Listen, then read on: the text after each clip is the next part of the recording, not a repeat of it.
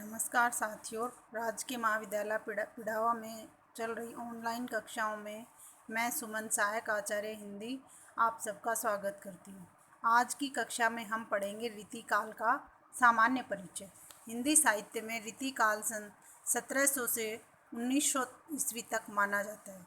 इस काल तक हिंदी काव्य अपनी प्रौढ़ता को प्राप्त कर चुका था। कवियों ने काव्यांग, रस, छंद, अलंकार, शब्द शक्तियों आदि के विवेचनों की प्रवृत्ति उभरकर सामने आ चुकी थी। इस प्रकार के विवेचन हेतु लिखे गए लक्षण ग्रंथ रीति ग्रंथ कहे गए।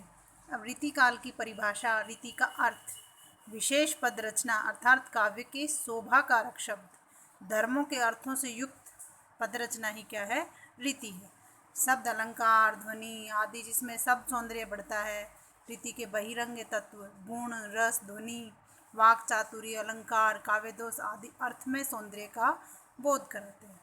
इनको रीति का अंतरंग तत्व माना जाता है। इन रीति ग्रंथों के कर्ता भावुक, सहृदय और निर्गुण कवि थे। अतः उनके द्वारा रसों और अलंकारों के सरस और हृदय स्पर्शी उदाहरण प्रस्तुत किए गए। आचार्य शुक्ल ने इस युग के ग्रंथों को रीति ग्रंथों की अधिकता को देखकर ही इसका नाम रीतिकाल रखा। अब रीतिकाल का नामकरण। रीतिकाल का नामकरण अनेक विद्वानों ने इनके अलग अलग नाम दिए। विभिन्न विद्वानों ने रीतिकाल को अनेक नामों से पुकारा। जैसे मिश्र बंधुओं ने इसको अलंकृत काल कहा। आचार्य विश्वनाथ प्रसाद मिश्र ने इसे श्रृंगार काल कहा। यह नाम तत्कालीन संपूर्ण रचनाओं को समेटकर चलता है। इस नाम की व्यापकता, सार्थकता को आचार्य शुक्ल ने स्वीकार करते हुए कहा कि वास्तव में श्रृंगार भी स्वीकार करते हुए लिखा है। वास्तव में श्रृंगार और वीर दो रसों की कविता इस काल में हुई। प्रधानता श्रृंगार रस की रही। इससे इस काल को रस के विचार से कोई श्रृंगार काल कहे तो कह सकता है। श्रृंगार की प्रवृत्ति उस समय समाज और वातावरण की प्रवृत्ति थी। काव्य को अंक से इसे अछूता नहीं है। डॉक्टर रसाल ने इसे कला काल कहा। उनका कहना है कि काव्य में कला पक्ष का जितना अधिक उत्कर्ष इस काल में हुआ उतना पहले नहीं हो सका। परंतु आचार्य शुक्ल ने रीति ग्रंथों की बहुलता के आधार पर इसका नामकरण रीतिकाल रखा। यह समय रीति, लक्षण और उदाहरण की शैली की एक मुख्य प्रवृत्ति को प्रकट करती है। रीतिकाल का वर्गीकरण। अब रीतिकाल का वर्गीकरण अलग अलग विद्वानों ने अलग अलग तरीकों से किया और मुख्यतः इस रीतिकाल को दो धाराओं में बांटा गया। रीतिबद्ध काव्य धारा, रीति मुक्त काव्य धारा।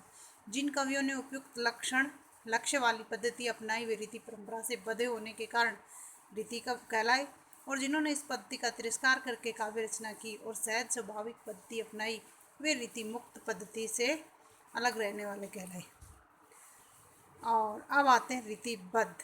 कवियों में दो भेद हैं, रीतिबद्ध और रीतिसिद्ध। रीतिबद्ध वे हैं जिन्होंने लक्ष्य ग्रंथ वाली पद्धति दोनों लिखे, किंतु जिन्होंने विभिन्न काव्यांगों के लक्षण तो नहीं लिखे पर अपनी काव्य रचना के समय उन लक्षणों को ध्यान अवश्य रखा, जिससे उनकी कविताओं में इन विभिन्न लक्षणों का उदाहरण से ली लगती है। वे रीतिसिद्ध कहलाए। रीतिसिद्ध में बिहारी सबसे अधिक प्रमुख है। रीतिसिद्ध इस धारा के कवियों ने रीति शैली को पृष्ठभूमि में रखा। इन कवियों ने न तो लक्षण ग्रंथों का निर्माण किया और न ही अलग से नायिका भेद का वर्णन किया। बिहारी, बैनी, पजनेश, कृष्ण कवि आदि। बिहारी इस धारा के सर्वश्रेष्ठ कवि हैं। तीसरी आती है रीति मुक्त धारा। इन कवियों ने रीति को महत्व ने देकर पृथक रीति को संचालित किया। रसखान, घनानंद, शेख, आलम, बोधा इस धारा के प्रमुख कवि हैं। इन कवियों ने न तो रीतिबद्ध रचनाएं की न रीतिसिद्ध, बल्कि अपने सुख के लिए, स्वांत सुखाय के लिए इन्होंने रीति मुक्त रचना की। इसीलिए इन कवियों को प्रेम की पीर का कवि भी कहा जाता है, जिसमें घनानंद सर्वश्रेष्ठ है। आज की कक्षा में इतना ही। कल कुछ और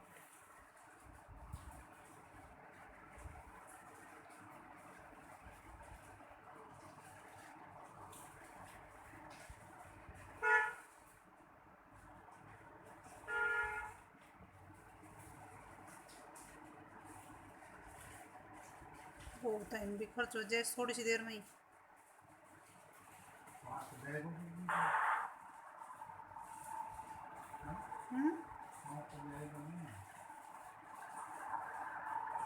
ये तो बहुत घणो खर्चो करी ये ले भयो ही कोने रिकॉर्ड ही ना हो करणो ही ना आयो।